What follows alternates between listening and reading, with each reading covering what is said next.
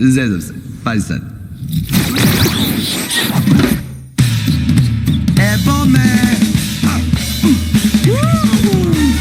natrag, pa sad baš sam navrijat, sad pokazat ću ti ko sam ja. Jer 40 hajduka ima ovdje, ali baba čak na usluzi. Al mali tebi se baš posrećilo, jer moja firma nikad ne greši. Sad imaš silu u svom taboru, artiljerija će prašiti. Ma imaš bum i tras, juhu, sve to samo svjetiljku protrljaj ti. Pa ja kažem, gospon, zoveš se svejedno, mogu li pomoći? Baš u narudžbu sad zapisat ću, niko nije bolji nego ja. Stojim na usluzi, tvoj konobar sam sad. Daj šapni meni što god da poželiš ti, niko nije bolji nego ja. Deviza nam je uspjeh, ti si šef, naš kralj, naš car. Naruči sad, što god, ma daj, jel može jedna baklavica?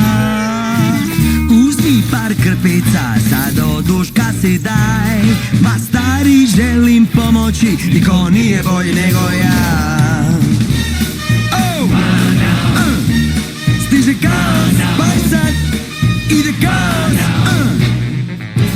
Evo znam i to, čak i ovo znam. Jel znaš nekog ti boljeg nego ja? Jel znaš kog znam?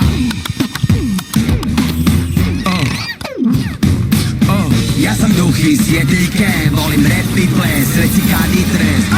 Što si se zbunio, ja ću probleme tvoje riješit sve. Jer imam pečat, potpis, potvrde, predaj meni svoje poslove. Svima ću pomoći jer tip sam takav ja, pa reci sad što trebao bi ti.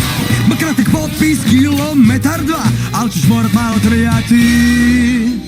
Gospon Aladin, da, je željice il tri. Nemoj brinut se, duh sredi sve. Boljeg nema nego ja, nema nego ja. Boljeg nema nego ja, nema nego ja.